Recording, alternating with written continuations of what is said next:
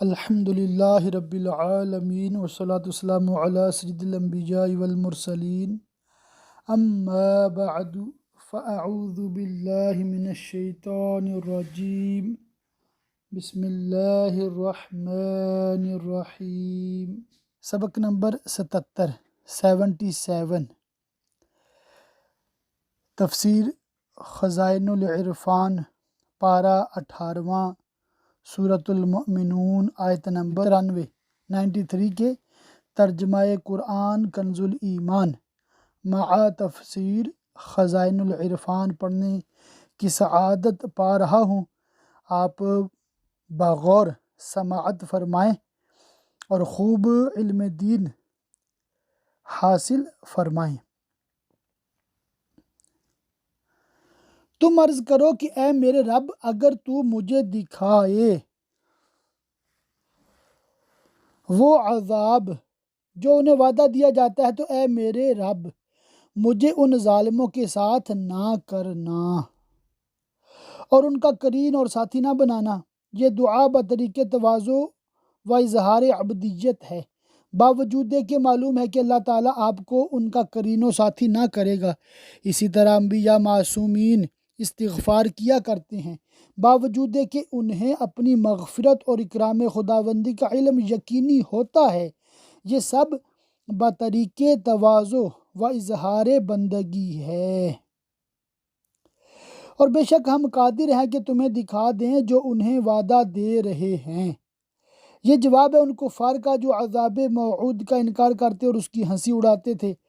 انہیں بتایا گیا کہ اگر تم غور کرو تو سمجھ لو گے کہ اللہ تعالیٰ اس وعدہ کے پورا کرنے پر قادر ہے۔ پھر وجہ انکار اور سبب استہزاء کیا، اور عذاب میں جو تاخیر ہو رہی ہے اس میں اللہ کی حکمتیں ہیں کہ ان میں سے جو ایمان لانے والے ہیں وہ ایمان لے آئیں، اور جن کی نسلیں ایمان لانے والی ہیں ان سے وہ نسلیں پیدا ہو لیں۔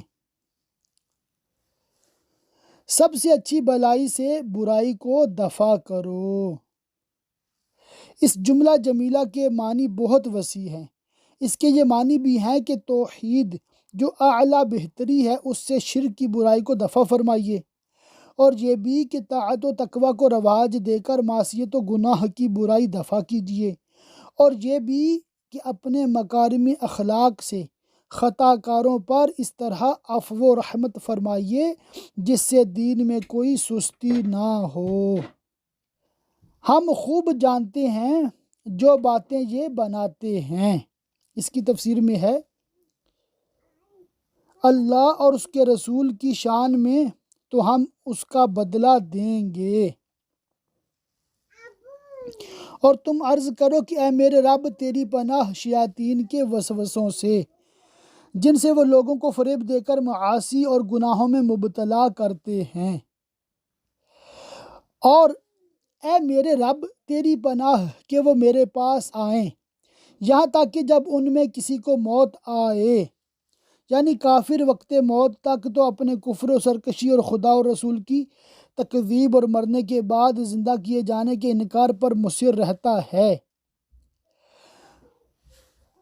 اور جب موت کا وقت آتا ہے اور اس کو جہنم میں اس کا جو مقام ہے دکھایا جاتا ہے، اور جنت کا وہ مقام بھی دکھایا جاتا ہے کہ اگر وہ ایمان لاتا تو یہ مقام اسے دیا جاتا، تو کہتا ہے کہ اے میرے رب مجھے واپس پھیر دے دنیا کی طرف، شاید اب میں کچھ بھلائی کماؤں اس میں جو چھوڑ آیا ہوں، اور اعمال نیک بجا لا کر اپنی تقصیرات کا تدارک کروں۔ اس پر اس کو فرمایا جائے گا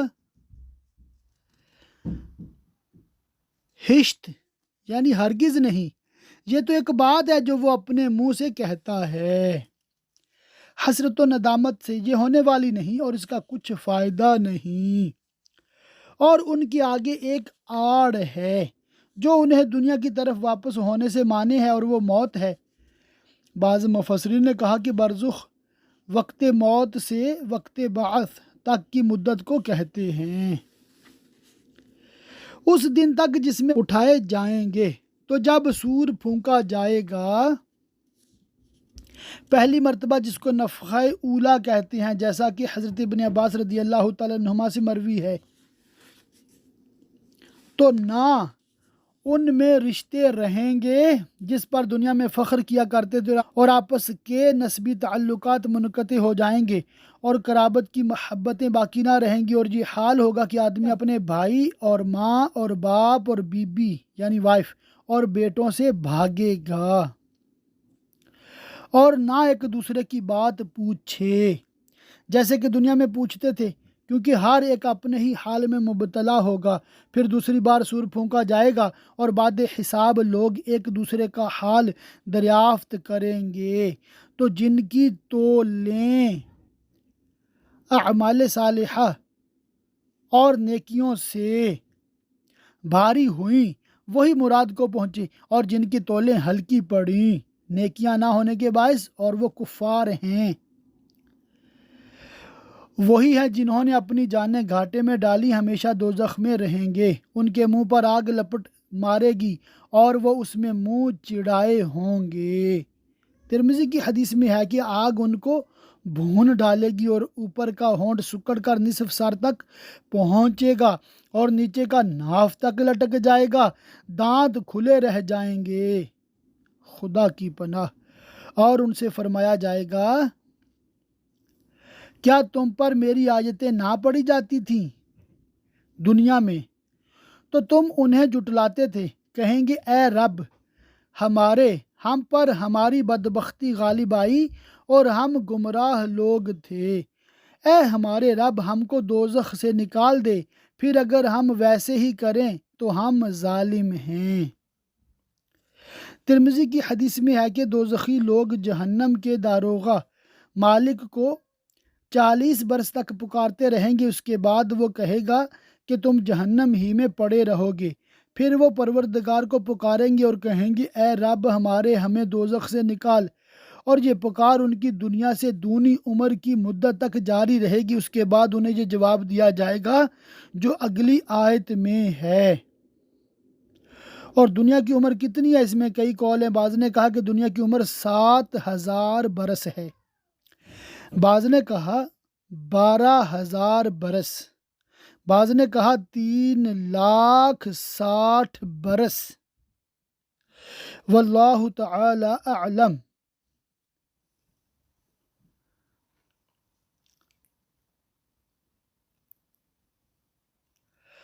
رب فرمائے گا، دتکارے یعنی ذلیل ہو کر پڑے رہو اس میں اور مجھ سے بات نہ کرو۔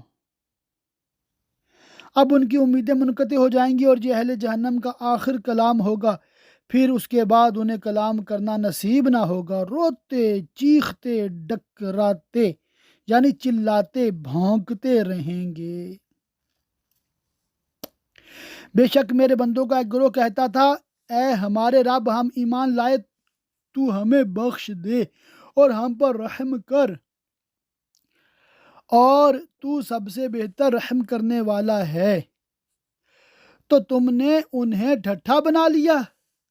شان نزول یہ آیتیں کفار قریش کے حق میں نازل ہوئیں جو حضرت بلال و حضرت عمار و حضرت صہیب و حضرت خباب وغیرہ رضی اللہ تعالیٰ عنہم فقراء اصحاب رسول صلی اللہ تعالیٰ علیہ وسلم سے تمسخر کرتے تھے، یہاں تک کہ انہیں بنانے کے شغل میں یعنی ان کے ساتھ تمسخر کرنے میں اتنے مشغول ہوئے کہ میری یاد بھول گئے اور تم ان سے ہنسا کرتے۔ بے شک آج میں نے ان کے صبر کا انہیں یہ بدلہ دیا کہ وہی کامیاب ہیں۔ فرمایا اللہ تعالیٰ نے کفار سے، تم زمین میں کتنا ٹھہرے یعنی دنیا میں اور قبر میں؟ برسوں کی گنتی سے، بولے ہم 1 دن رہے یا دن کا حصہ۔ یہ جواب اس وجہ سے دیں گے کہ اس دن کی دہشت اور عذاب کی ہیبت سے انہیں اپنے دنیا میں رہنے کی مدت یاد نہ رہے گی اور انہیں شک ہو جائے گا، اسی لیے کہیں گے تو گننے والوں سے دریافت فرما، تو گننے والوں سے دریافت فرما۔ یعنی ان ملائکہ سے جن کو تو نے بندوں کی عمریں اور ان کے اعمال لکھنے پر مامور کیا۔ اس پر اللہ تعالیٰ نے فرمایا تم نہ ٹھہرے مگر تھوڑا بنسبت آخرت کے، اگر تمہیں علم ہوتا تو کیا یہ سمجھتے ہو کہ ہم نے تمہیں بیکار بنایا اور تمہیں ہماری طرف پھرنا نہیں اور آخرت میں جزا کے لیے اٹھنا نہیں، بلکہ تمہیں عبادت کے لیے پیدا کیا کہ تم پر عبادت لازم کریں اور آخرت میں تم ہماری طرف لوٹ کر آؤ تو تمہیں تمہارے اعمال کی جزا دیں۔ تو بہت بلندی والا ہے اللہ سچا بادشاہ، کوئی معبود نہیں سوا اس کے، عزت والے عرش کا مالک۔ اور جو اللہ کے ساتھ کسی دوسرے خدا کو پوجے جس کی اس کے پاس کوئی سند نہیں، یعنی غیر اللہ کی پرستش محض باطل بے سند ہے، تو اس کا حساب اس کے رب کے جہاں ہے۔ بے شک کافروں کو چھٹکارا نہیں، اور تم عرض کرو اے میرے رب بخش دے ایمان والوں کو اور رحم فرما، اور تو سب سے برتر رحم کرنے والا۔ سورہ مومنون مکمل ہوئی اللہ کی رحمت سے۔ سورہ نور مدنیہ ہے، اس میں 64 آیتیں اور 9 رکوع ہیں۔ اللہ کے نام سے شروع جو نہایت مہربان رحم والا۔ سورہ نور مدنیہ ہے، اس میں 9 رکوع 64 آیتیں ہیں۔ یہ ایک صورت ہے کہ ہم نے اتاری اور ہم نے اس کے احکام فرض کیے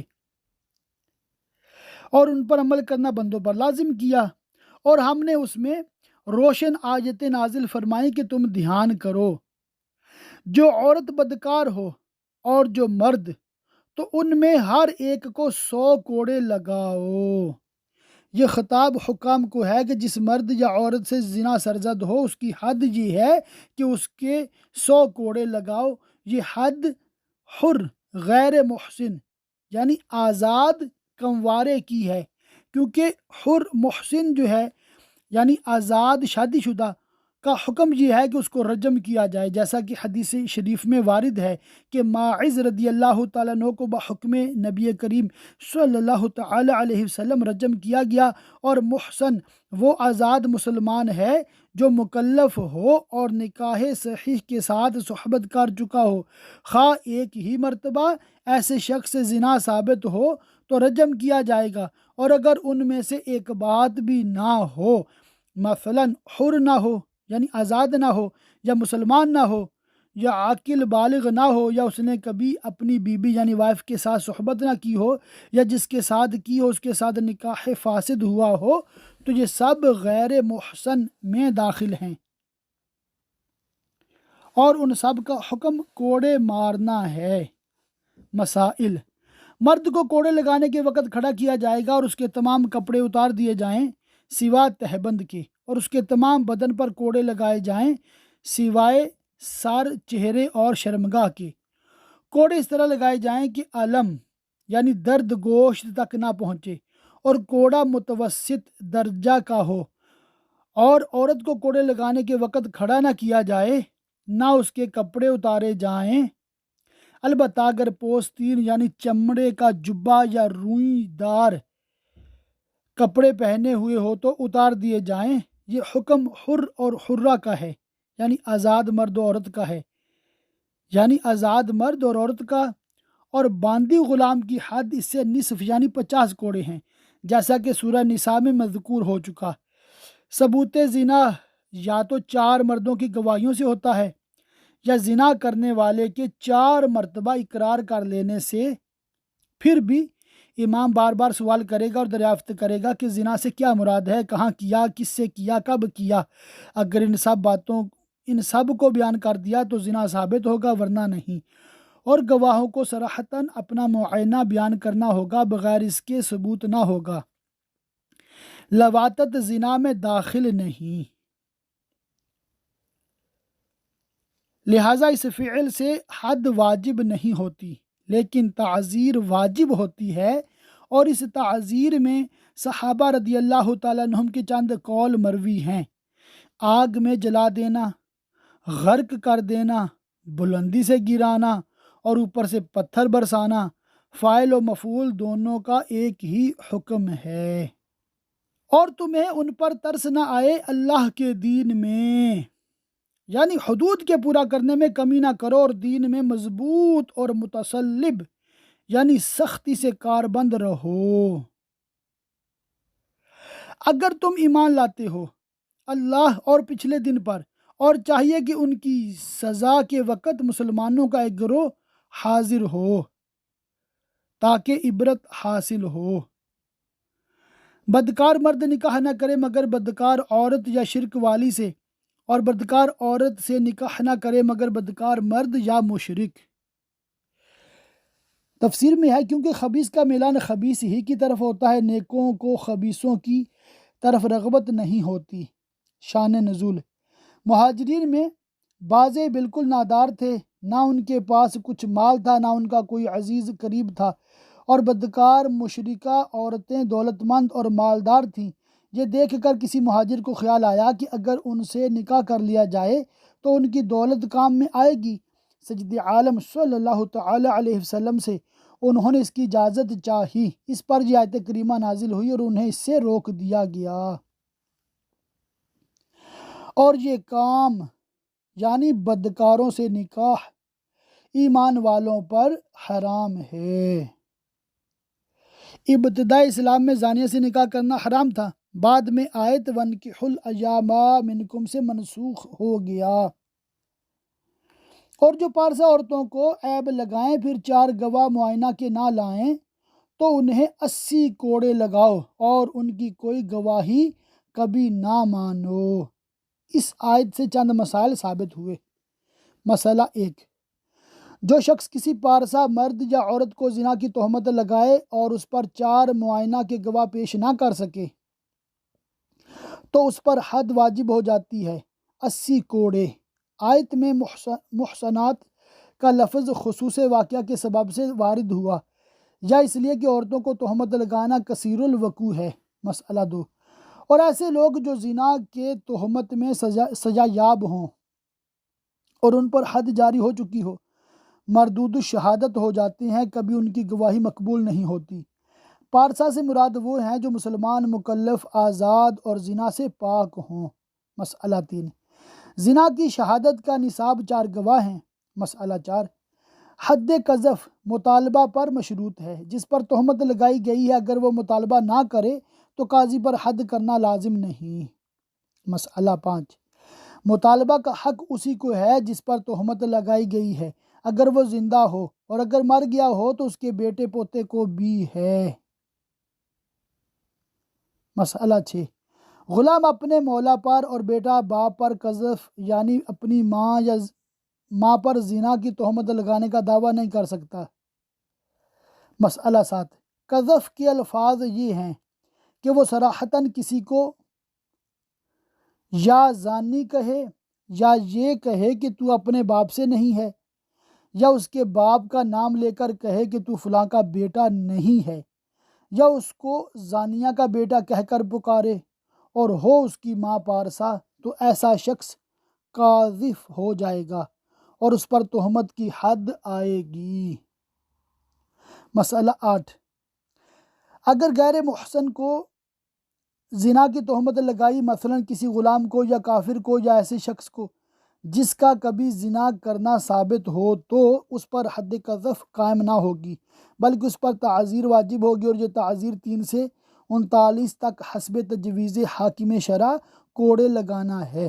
اسی طرح اگر کسی شخص نے زنا کے سوا اور کسی فجور کی تہمت لگائی اور پارسا مسلمان کو اے فاسق، اے کافر، اے خبیث، اے چور، اے بدکار، اے مخنث، اے بددیانت، اے لوتی، اے زندیق، اے دیوس، اے شرابی، اے سودخوار، اے بدکار عورت کے بچے، اے حرام زادے، اس قسم کے الفاظ کہے تو بھی اس پر تعزیر واجب ہوگی۔ مسئلہ 9، امام یعنی حاکم شرع کو اور اس شخص کو جسے تہمت لگائی گئی ہو ثبوت سے قبل معاف کرنے کا حق ہے۔ مسئلہ 10، اگر تہمت لگانے والا آزاد نہ ہو بلکہ غلام ہو تو اس کو 40 کوڑے لگائے جائیں گے۔ مسئلہ 11، تہمت لگانے کے جرم میں جس کو حد لگائی گئی ہو اس کی گواہی کسی معاملہ میں معتبر نہیں چاہے وہ توبہ کرے، لیکن رمضان کا چاند دیکھنے کے باب میں توبہ کرنے اور عادل ہونے کی صورت میں اس کا قول قبول کر لیا جائے گا، کیونکہ یہ در حقیقت شہادت نہیں ہے، اسی لیے اس میں لفظ شہادت اور نصاب شہادت بھی شرط نہیں۔ اور وہی فاسق ہیں، مگر جو اس کے بعد توبہ کر لیں اور سنور جائیں، اپنے حوال و افعال کو درست کر لیں، تو بے شک اللہ بخشنے والا مہربان ہے۔ اور وہ جو اپنی عورتوں کو عیب لگائیں زنا کا اور ان کے پاس اپنے بیان کے سوا گواہ نہ ہوں، تو ایسے کسی کی گواہی یہ ہے کہ 4 بار گواہی دے اللہ کے نام سے کہ وہ سچا ہے۔ عورت پر زنا کا الزام لگانے میں، اور 5ویں یہ کہ اللہ کی لعنت ہو اس پر اگر جھوٹا ہو، اور عورت سے یوں سزا ٹال جائے گی کہ وہ اللہ کا نام لے کر 4 بار گواہی دے کہ مرد جھوٹا ہے اس پر زنا کی تہمت لگانے میں۔ اور 5ویں یوں کہ عورت پر غضب اللہ کا اگر مرد سچا ہو، اس کو لعان کہتے ہیں۔ مسئلہ، جب مرد اپنی بیوی یعنی وائف پر زنا کی تہمت لگائے تو اگر مرد و عورت دونوں شہادت کے اہل ہوں اور عورت اس پر مطالبہ کرے تو مرد پر لعان واجب ہو جاتا ہے۔ اگر وہ لعان سے انکار کرے تو اس کو اس وقت تک قید رکھا جائے گا جب تک وہ لعان کرے یا اپنے جھوٹ کا مقر ہو۔ اگر جھوٹ کا اقرار کرے تو اس کو حد قذف لگائی جائے گی جس کا بیان اوپر گزر چکا ہے، اور اگر لعان کرنا چاہے تو اس کو 4 مرتبہ اللہ کی قسم کے ساتھ کہنا ہوگا کہ وہ اس عورت پر زنا کا الزام لگانے میں سچا ہے، اور 5ویں مرتبہ یہ کہنا ہوگا کہ اللہ کی لعنت مجھ پر اگر میں یہ الزام لگانے میں جھوٹا ہوں۔ اتنا کرنے کے بعد مرد پر سے حد قذف ساقط ہو جائے گی اور عورت پر لعان واجب ہوگا۔ انکار کرے گی تو قید کی جائے گی یہاں تک کہ لعان منظور کرے یا شوہر کے الزام لگانے کی تصدیق کرے۔ اگر تصدیق کی تو عورت پر زنا کی حد لگائی جائے گی، اور اگر لعان کرنا چاہے تو اس کو 4 مرتبہ اللہ کی قسم کے ساتھ کہنا ہوگا کہ مرد اس پر زنا کی تہمت لگانے میں جھوٹا ہے، اور 5ویں مرتبہ یہ کہنا ہوگا کہ اگر مرد اس الزام لگانے میں سچا ہو تو مجھ پر خدا کا غضب ہو۔ اتنا کہنے کے بعد عورت سے زنا کی حد ساقط ہو جائے گی، اور لعان کے بعد قاضی کے تفریق کرنے سے فرقت واقع ہوگی، بغیر اس کے نہیں۔ اور یہ تفریق طلاق بائنہ ہوگی، اور اگر مرد اہل شہادت میں سے نہ ہو، مثلاً غلام ہو یا کافر ہو یا اس پر قذف کی حد لگ چکی ہو، تو لعان نہ ہوگا اور تہمت لگانے سے مرد پر حد قذف لگائی جائے گی۔ اور اگر مرد اہل شہادت میں سے ہو اور عورت میں یہ اہلیت نہ ہو، اس طرح کہ وہ باندھی ہو یا کافرہ ہو یا اس پر قذف کی حد لگ چکی ہو یا بچی ہو یا مجنونہ ہو یا زانیہ ہو، اس صورت میں نہ مرد پر حد ہوگی اور نہ لعان۔ شان نزول، یہ آیت ایک صحابی کے حق میں نازل ہوئی جنہوں نے سید عالم صلی اللہ تعالی علیہ وسلم سے دریافت کیا تھا کہ اگر آدمی اپنی عورت کو زنا میں مبتلا دیکھے تو کیا کرے؟ نہ اس وقت گواہوں کے تلاش کرنے کی فرصت ہے اور نہ بغیر گواہی کے وہ یہ بات کہہ سکتا ہے کیونکہ اسے حد قذف کا اندیشہ ہے۔ اس پر یہ آیت کریمہ نازل ہوئی اور لعان کا حکم دیا گیا۔ اور اگر اللہ کا فضل اور اس کی رحمت تم پر نہ ہوتی، اور یہ کہ اللہ توبہ قبول فرماتا حکمت والا ہے، تو تمہارا پردہ کھول دیتا۔ بے شک وہ کہ یہ بڑا بہتان لائے ہیں تم ہی میں کی ایک جماعت ہے۔ بڑے بہتان سے مراد حضرت ام المومنین عائشہ صدیقہ رضی اللہ تعالیٰ عنہ پر تہمت لگانا ہے۔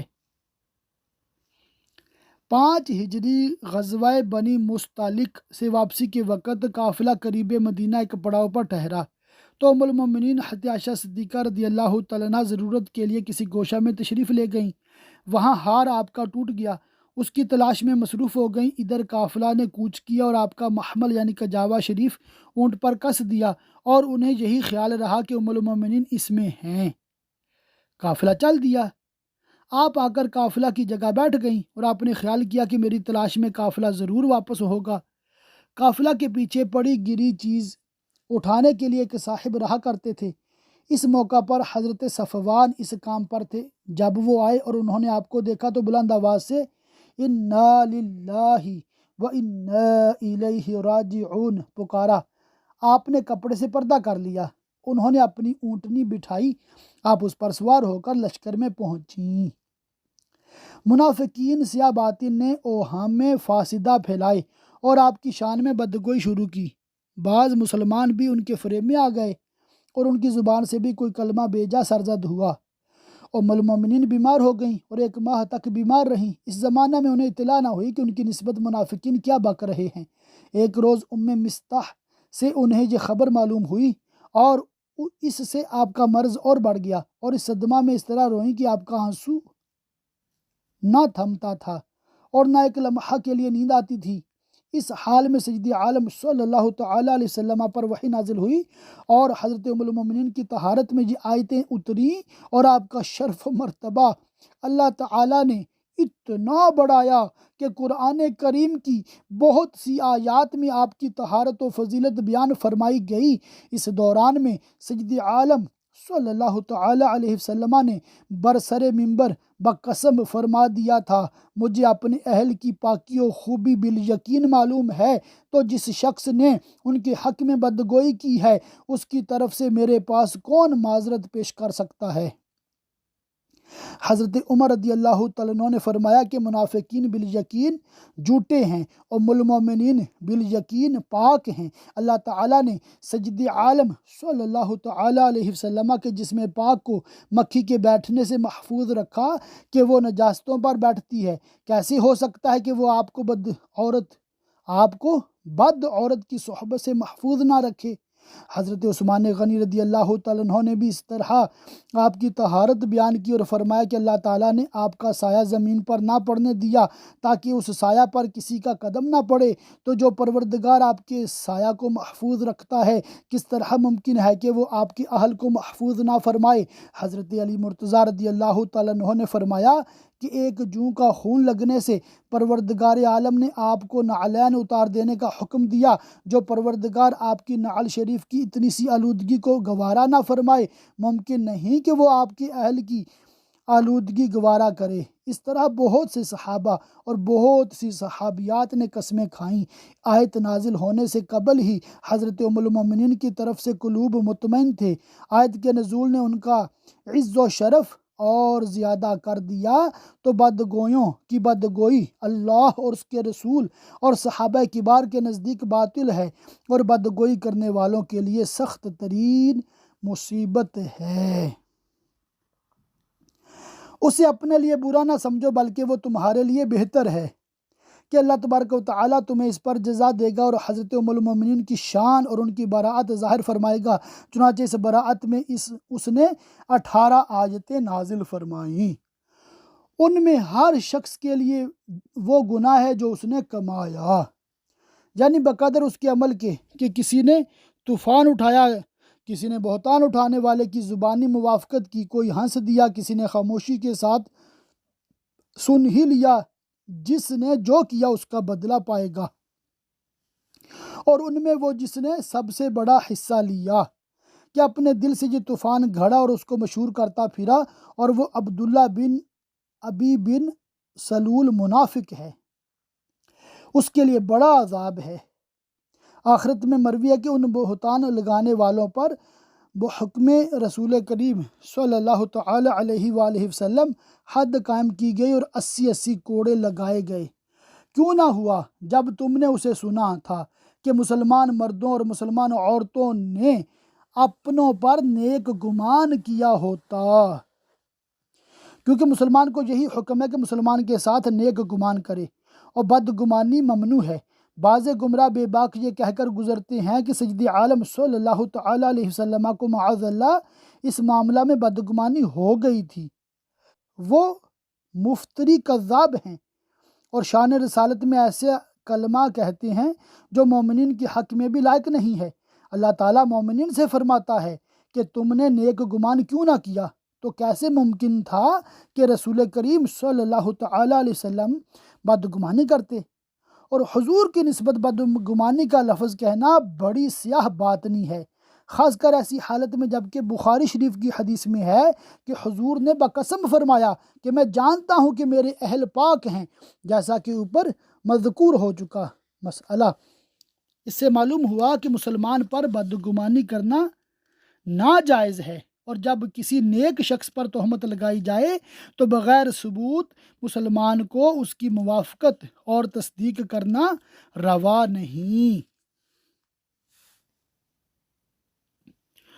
اور کہتے یہ کھلا بہتان ہے، بالکل جھوٹ ہے، بے حقیقت ہے، اس پر 4 گواہ کیوں نہ لائے؟ تو جب گواہ نہ لائے تو وہی اللہ کے نزدیک جھوٹے ہیں۔ اور اگر اللہ کا فضل اور اس کی رحمت تم پر دنیا اور آخرت میں نہ ہوتی، اور تم پر فضل و کرم منظور نہ ہوتا جس میں سے توبہ کے لیے مہلت دینا بھی ہے اور آخرت میں عفو و مغفرت فرمانا بھی، تو جس چرچے میں تم پڑے اس پر تمہیں بڑا عذاب پہنچتا۔